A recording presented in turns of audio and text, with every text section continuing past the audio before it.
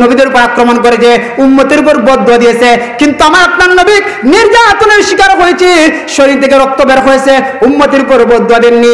আমার আপনার নবী বিশ্বনবী দুনিয়াতে আসলেন, নবুয়ত পাওয়ার পর মক্কার বেঈমানেরা এমনকি নবীর রক্তের লোকেরা নবীজির আপন চাচারা পর্যন্ত নবীজির দুশমন হইয়া যায়। আর নবী আকরাম সাল্লাল্লাহু আলাইহি সাল্লাম নবুয়ত পাওয়ার আগে মক্কার সমস্ত লোকেরা নবীজিকে আল আমিন ঘোষণা দিয়েছে, নবীজিকে সত্যবাদী ঘোষণা দিয়েছে, আমানতদার ঘোষণা দিয়েছে। কিন্তু যখন কালিমার দাওয়াত দিতে শুরু করলেন, এবার তারা ডাক দেখে মুহাম্মদ পাগল হয়ে গেছে, মুহাম্মদ জাদুঘর হয়ে গেছে, মুহাম্মদ গণক হয়ে গেছে, এরকম বলতে থাকে।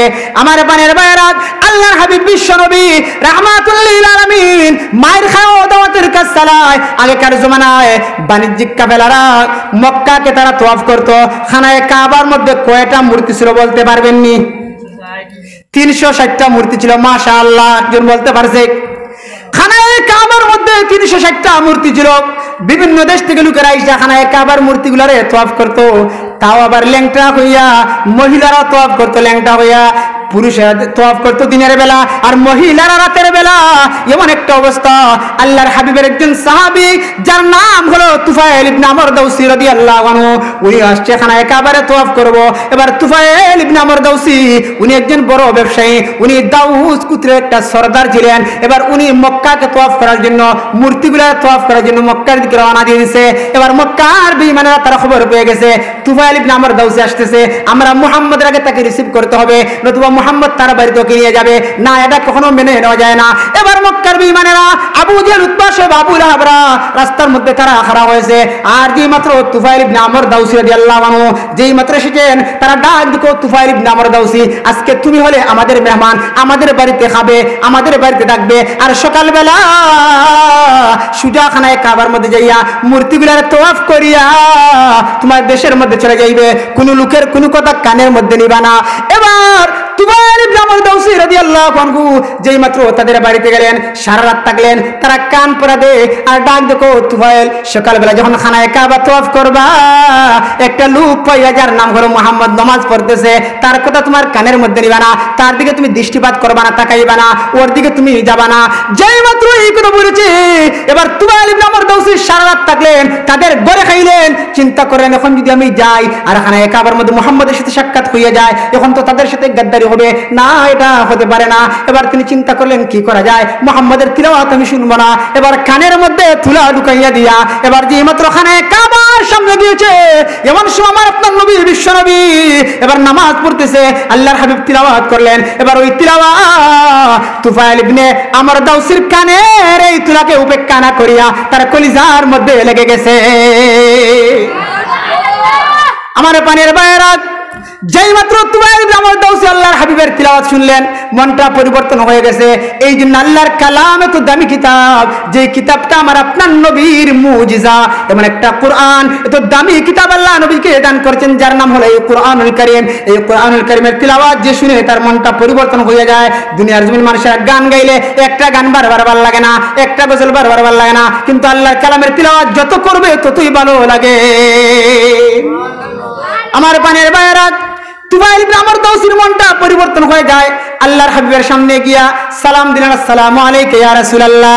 ওগো নবীজি, আমি আপনার কাছে একটা প্রশ্ন করলাম, নবী গো, আমি জানতে চাই মক্কার বেঈমানরা কেন আপনার বিরোধিতা করে? শুধু তাই নাই গো নবীজি, আপনার আপন চাচা আপনার রক্তের লোক হয়ে আপনার বিরোধিতা করে কেন? আমি আপনার কাছে জানতে চাই। আল্লাহর হাবিব ডাক দেখো, তুফাইল ইবনে আমর দাউসী, এই প্রশ্নের জবাব আমি পড়ে দিব, তবে তুমি যদি আমার সাথে কালিমা পড়ে মুসলমান হয়ে যাও, আল্লাহ তোমাকে জান্নাতুল ফিরদাউসের মালিক বানাইয়া দিবে। এবার তুফাইল ইবনে আমর দাউসী কালিমা পড়ে মুসলমান হয়ে গেছে। এবার তুফাইল ইবনে আমর দাউসী ডাক দেখো, ইয়া রাসূলুল্লাহ, ইয়া হাবিবাল্লাহ, এখন আমি আপনার কদম মুবারক থেকে কালিমার দাওয়াত নিয়া আমার দাউস গোত্রের দিকে যেতে চাই। আর জুড়ে বলেন সুবহানাল্লাহ। একবার যদি কোনো বান্দা সুবহানাল্লাহ বলে, জান্নাতের মধ্যে তার জন্য একটা গাছ রোপণ করা হয়, ওই দিন ফল খাইবেন কিন্তু আমার তো একটা ফল দিবেন না, আপনি আপনারটা খাইতে থাকবেন। এই জন্য সুবহানাল্লাহর ওজন আছে। এমনকি হাদিসের মধ্যে বলা হয়েছে, যদি কোনো বান্দা একবার সুবহানাল্লাহ বলে, সুবহানাল্লাহ মানে আল্লাহ পবিত্র, আল্লাহর প্রশংসা করে, একবার সুবহানাল্লাহ বলে, আসমান এবং জমিনের মধ্যবর্তী যত ফাঁকা জায়গা আছে আল্লাহ সবে পরিপূর্ণ কইরা দেয়। আমার পানে এবার বলতে গেলাম, তুফাইল ইবনে আমর দাউসি এবার তার দাউস গোত্রের দিকে কালিমার দাওয়াত নিয়ে চলে যাবেন। ভালো করে শুনবেন, ভালো করে ঘটনাটা লক্ষ্য করবেন। ইসলাম জানার দরকার আছে না দরকার নাই? নবীর ইতিহাস, নবীর জীবনী জানার দরকার আছে না নাই? এবার তুফাইল ইবনে আমর দাউসি ডাক দেখো, ইয়া রাসূলুল্লাহ, এখন আমি আমার দাউস গোত্রের দিকে কালিমার দাওয়াত নিয়ে যাইব। এবার আমার দাউস গোত্রের মধ্যে কালিমার দাওয়াত নিয়ে যাইব। নবী গো, আপনি আমার জন্য একটা দোয়া করুন, আল্লাহ যেন আমার চেহারার মধ্যে একটা নিদর্শন দিয়া দেয়, যেই নিদর্শন দেখিয়ে যেতে আমার দাউস গোত্রের লোকেরা কালিমা পড়ে মুসলমান হয়ে যায়। আমার আপনার নবী দোয়া করেছেন, আল্লাহ তুমি তুফাইল ইবনে আমর দাউসের চেহারার মধ্যে এমন একটা নিদর্শন দিয়ে দাও, যে নিদর্শন দেখিয়ে যাতে দাউস গোত্রের লোকেরা কালিমা পড়ে মুসলমান হয়ে যায়। এমন সময় আল্লাহর হাবিব দোয়া করতে দেরি হয়েছে। এমন সময় তাকাইয়ে দেখা যায় তুফাইল ইবনে আমর দাউসের কপালের মধ্যে একটা ঐশ্বরিক আলু চলে আসতে একটা মুহূর্ত দেরি হলো না।